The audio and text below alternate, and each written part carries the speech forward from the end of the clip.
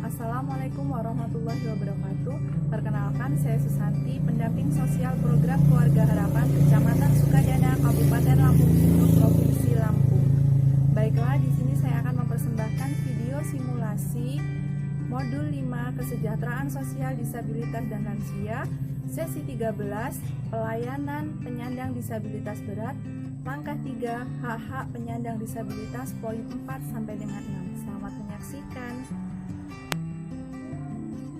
Baik ibu-ibu, masih semangat ya untuk hari ini ya. Kita harus tetap semangat. Biar kita semangat, kita tepuk apa nih Bu? Tepuk hebat dulu ya Bu ya, biar kita semangat ya. Oke, kita tepuk hebat. Baik, ikutin saya ya Bu ya, saya pandu ya. 1, 2, 3, tepuk hebat. Hebat, hebat. Hebat, hebat. Hebat. Oke, terima kasih ibu-ibu. Kita harus tetap jadi orang yang hebat ya Bu ya. Apalagi nih misalnya dalam keluarga kita itu ada ya menyandang disabilitas. Masih ingat kan ya Bu ya pengertian disabilitas kemarin apa ya Bu ya? Jadi orang yang mempunyai keterbatasan ya Bu ya, baik fisik maupun mental ya Bu ya. Baik, jadi di sini saya akan bertanya nih sama ibu-ibu, seandainya kita semua ini yang ada di dunia ini nih mayoritas adalah orang-orang yang menyandang disabilitas. Kira-kira gimana Bu? Apakah hak-hak kita juga akan terpenuhi nih Bu oleh kaum yang tidak disabilitas, yang artinya kaum minoritas ya Bu ya? Karena di sini yang lebih banyak di dunia ini adalah kaum disabilitas. Akankah hak kita masih terpenuhi Bu? Coba Bu, saya tanya sama Bu Megawati, masih terpenuhi nggak Bu hak-hak kita? Andaikan yang di dunia ini nih banyakan itu adalah orang-orang disabilitas, sedangkan yang nggak cacat itu cuma sedikit Bu. Akankah mereka tetap memiliki hak-hak kita Bu? Gimana Bu Megawati? Iya ya Bu ya. Jadi bagaimanapun kondisi di dunia ini, kita harus tetap terpenuhi haknya.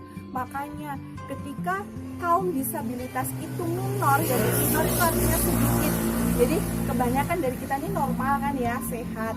Orang-orang yang cacat itu rata-rata kan cuma sedikit ya Bu ya. Maka kita sebagai orang yang normal harus tetap memenuhi hak-hak ataupun kebutuhan orang-orang yang memiliki keterbatasan. Baik, sekarang coba saya mau nanya nih Bu, kira-kira hak-hak yang perlu didapat dari seseorang yang mengalami disabilitas atau cacat atau keterbatasan itu haknya apa aja Bu yang bisa didapat? Coba ada yang bisa jawab? Oh ya, coba tuh Bu Sulianti. Apa nih Bu?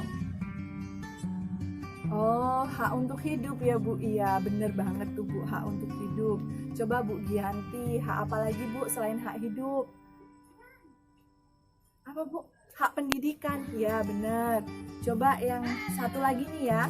Hak apa nih Bu yang harus didapat oleh orang yang punya penyandang disabilitas Bu? Coba Bu Arina.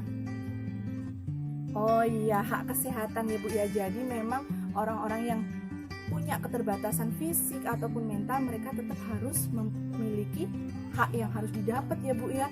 Baik hak sekolah, hak bekerja, hak dalam pelayanan kesehatan. Terus hak apa lagi tadi Bu? Hak untuk hidup sehat. Jadi yang punya keluarga di rumah mengalami keterbatasan jangan sampai diabaikan ya Bu ya. Harus tetap dipenuhi nih Bu. Misalnya anaknya usia sekolah ya jangan malu Bu, anterin aja ke sekolahan. Terus misalnya anaknya itu kurang apa ya Bu ya? Kurang pendengarannya atau apa, nggak usah malu-malu Bu, kita tetap diajak main keluar biar mereka bersosialisasi. Itu hak hidup untuk mereka ya Bu ya. Jadi banyak banget hak-hak untuk orang yang disabilitas. Baik Bu, sebelum kita lanjut ke materi selanjutnya, kita permainan dulu ya Ibu-ibu ya. Baik, permainan di sini saya punya nih permainan. Jadi nanti saya minta nih sama ibu-ibu untuk menjawab nih. Saya akan bacakan sebuah pernyataan, sebuah kalimat. Nanti ibu-ibu tinggal mendengar dan menjawab. Pernyataan yang saya katakan itu benar atau salah. Ibu cukup membaca benar atau salah gitu ya Bu ya. Karena seharusnya kita praktek nih Bu, pakai cek ada pilihannya. Kalau salah itu silang, terus kalau benar itu checklist. Berhubung tadi saya lupa nih, buru-buru banget gitu, kita permainan apa salah gitu, ibu bilang, oh iya benar salah gitu ya bu ya. Baik, untuk pernyataan yang pertama nih bu. Pernyataan yang pertama, anak disabilitas itu tidak perlu sekolah karena akan kesulitan ketika belajar di sekolah. Benar apa salah bu? Salah. Iya, coba kenapa bu kok bisa jawabannya itu salah? Coba bu Sri Rahayu tadi. Iya benar, karena anak yang cacat pun punya hak untuk sekolah ya bu ya. Terus selanjutnya nih bu, penyandang disabilitas harus cukup gizinya. Benar nggak bu? Coba Bu Arni.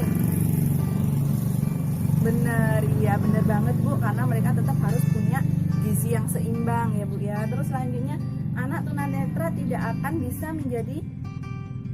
bisa membaca nih, jadi tidak perlu sekolah. Benar nggak bu? Ya silahkan Bu Jumilah. Salah ya bu ya, disebutkan tadi di depan bahwa anak yang mempunyai keterbatasan itu juga tetap wajib mendapatkan pendidikan ya. Terus selanjutnya, jika sakit penyandang disabilitas tidak perlu dibawa ke rumah sakit karena tidak akan bisa sembuh. Benar nggak bu? Salah, benar ya bu ya. Jadi salah ya bu ya. Karena orang yang punya apa tadi bu? Orang yang sakit meskipun dia cacat, terus dia sakit nih batuk apa pilek, dia tetap berhak ya bu ya dibawa ke rumah sakit atau ke puskes atau ke posyandu, pokoknya ke pelayanan kesehatan itu berhak ya bu, karena dia berhak mendapatkan pelayanan kesehatan. Terus selanjutnya, anak tunawicara perlu nggak nih bu sering diajak bicara? Kok bisa betul, kenapa bu jawabannya? Jadi untuk melatih anak itu tetap untuk bisa berkomunikasi ya. Terus selanjutnya bu, anak yang memakai kursi roda tidak perlu bermain dengan teman-temannya karena dia sulit berjalan. Benar nggak bu? Salah. Kenapa bu kok bisa salah bu? Iya, meskipun dia tidak bisa berjalan, dia tetap punya hak untuk bermain ya bu ya. Dia tetap bisa bermain dengan teman-temannya meskipun dia duduk gitu kan, bisa melihat gitu ya bu ya. Baik nih bu, pernyataan yang terakhir, penyandang disabilitas tidak akan bisa mengikuti kegiatan-kegiatan di lingkungan rumah seperti karang taruna, pengajian. Benar apa salah bu? Kok bener sih bu? Coba kenapa kok bener? Oh, ngerepotin orang tuanya gitu ya kalau dibawa ya.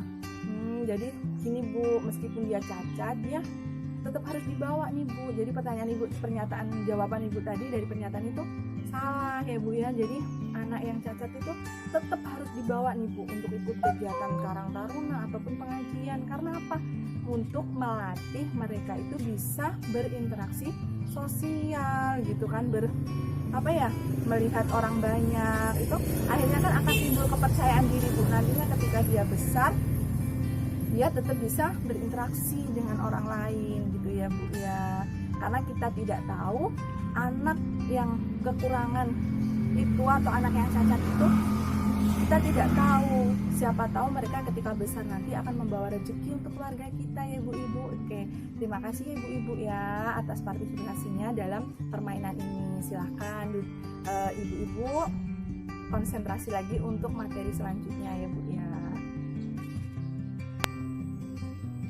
Baiklah, demikian tadi video simulasi P2K2 dari saya. Semoga bermanfaat. Saya ucapkan terima kasih. Saya akhiri, wabillahi taufiq wal hidayah. Wassalamualaikum warahmatullahi wabarakatuh.